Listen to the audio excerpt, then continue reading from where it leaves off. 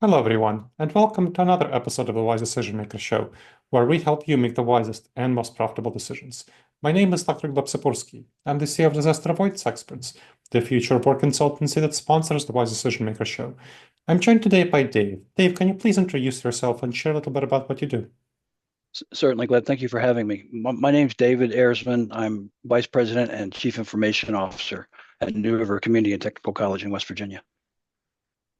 And tell me a little bit about how you are working on adopting generative AI.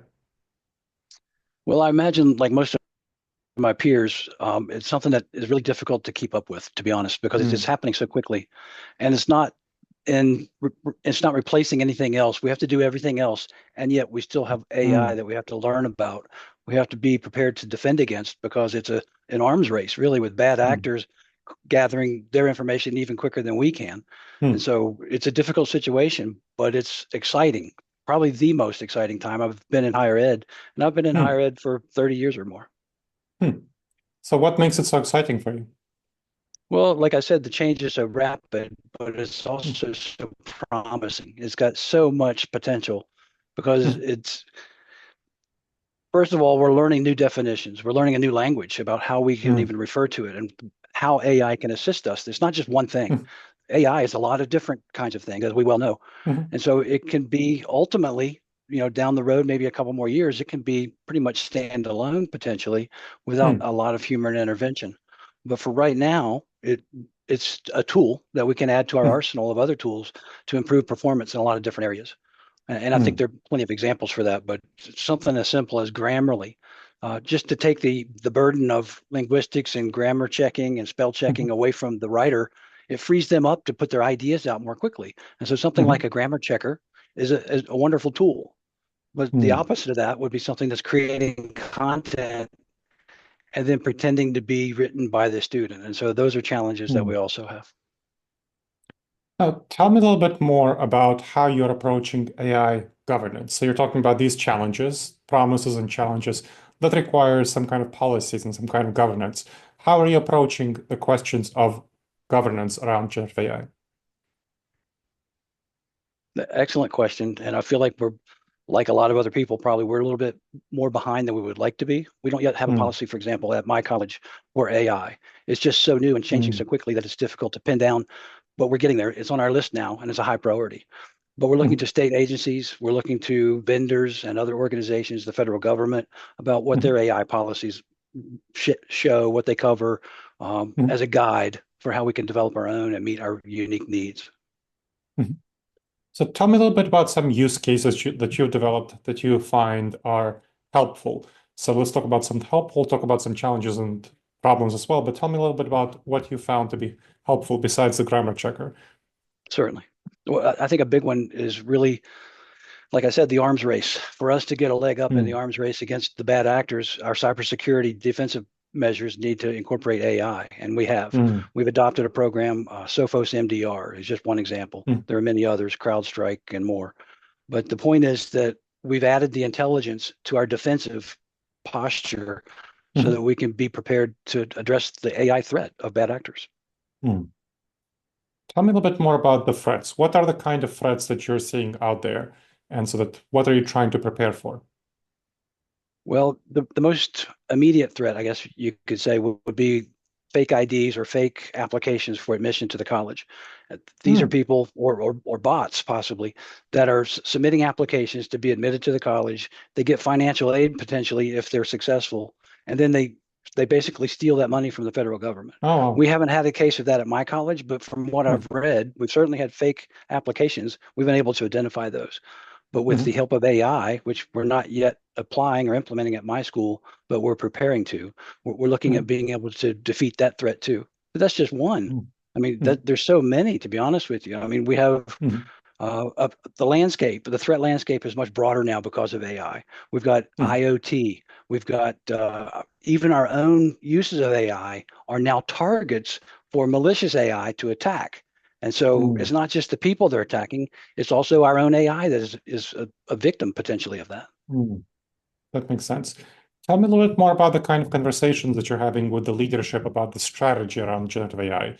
What is how does the leadership of the college, the president, the provost, other people who are involved in the conversation, how do they think about generative AI, and what kind of are you conveying to them? What are the top level conversations? I think one thing we all have in common is that we're grasping and reaching as far as we can to get more information about where we are, what's coming down the road very soon, what are the immediate threats, what can we do, and what can we afford to do? Because a small community college doesn't have deep pockets. We have to be limited about how we can pick and choose what we do. And so questions generally about what is it, how can we use it to our advantage, and how do we need to be prepared to not be taken advantage of by people that might have a bad intent, I guess you could say. So a lot of that question is really, we're going to evolve soon, I think, to have a policy for AI. And I think that's going to help formalize some of these discussions and thoughts that we're having and some of the information that we've gathered and some of the ideas that we have. How are you learning about AI? What kind of approaches are you taking to learning about this tool?